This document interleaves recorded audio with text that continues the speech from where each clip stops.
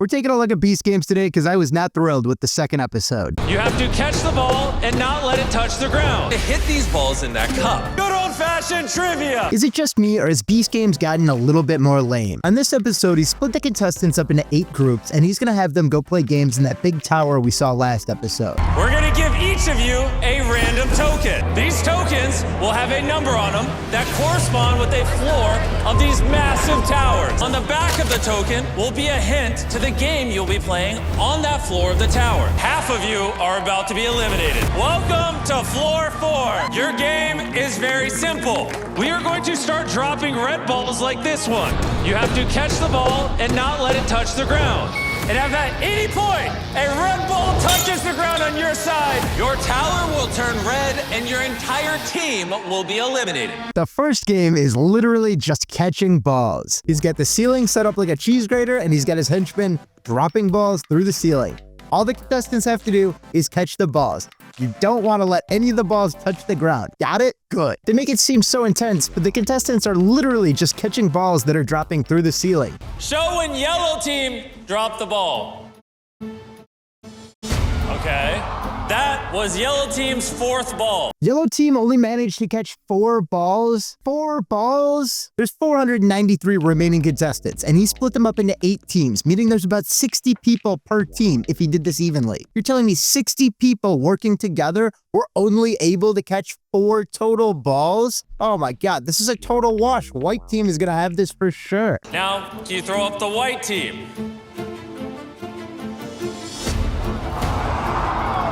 That was white team's 1st ball. Wait, white team did not catch a single ball? How the heck did 60 people manage not to catch a single ball? I let down my whole team. I'm not gonna forget this moment for a long time, especially after celebrating too. It's just awful. This game's gotta be harder than it looks. I don't understand how both teams performed so poorly. I would have eliminated both teams completely for that performance. That was awful. All right, we're going to the next game, and for this one, the teams are each gonna have to convince their teammates to self-eliminate again. If your token has a number 2 on it, head to floor number 2. Less is more, baby. Yes. Whichever team has the least amount of contestants at the end will move on. You guys will have to convince your fellow teammates to eliminate themselves. The team with the least members at the end moves on, with the other team being eliminated. And once again, in my opinion, you should have just taken the money right at the beginning and gone home. I would have been chilling in bed by now. With my money. With my money. Does anybody want to go home? Somebody needs to sacrifice themselves and go home. Does anybody want to go home? Oh yeah, that makes sense. Make it this far and then just decide you want to go home. Both teams managed to convince a few people to leave, and White ends up winning this by just 1 point. The white team convinced 4 people to leave. And to my right, the green team convinced only 3 people. Glad we're all moving on as a team and everything.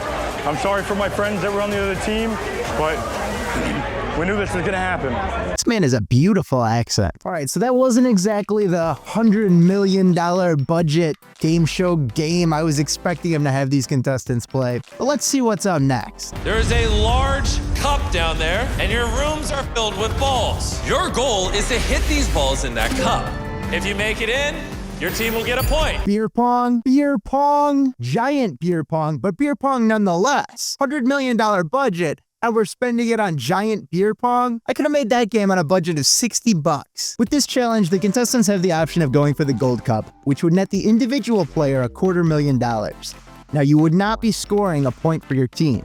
So could you imagine going for that, missing, and then having to walk back to your team? That would be terrible. You can aim for the gold cup and win $250,000 for yourself. It looks like the mouth on the gold cup has been reduced a little bit, so it might be harder to get the ball in there anyway. That being said, nobody goes for this. I imagine the embarrassment of having to go back to your team would just be way too much for any of these guys to handle.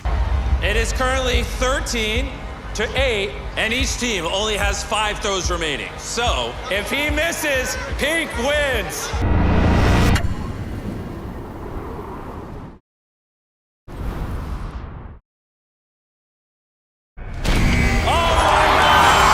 All right, right, we're getting to the next challenge. So the description on the token given to the players playing this next game was, quote, use your brain. So this must be some kind of elaborate version of Simon Says or a Mr. Beastified Trivial Pursuit. To memorize things, it's memory like the game memory. So we're all banking on this being a memory game. Yes. Your token said use your brain, and that's what we're gonna be doing, and some good old-fashioned trivia. Trivia? Trivia? Trivia? These games have been kind of awful. You're having these contestants play trivia right now? It doesn't even have like a Mr. Beast spin on it or anything crazy. These are just like normal games that you'd be playing at a party. Just a little bit bigger in some cases. What group has the most #1 songs on Billboard's Hot 100? The correct answer is the Beatles. And what European city does... Paris. Both got it right. What was the And from this first point video- forward, for some reason, both teams kept getting every single question right.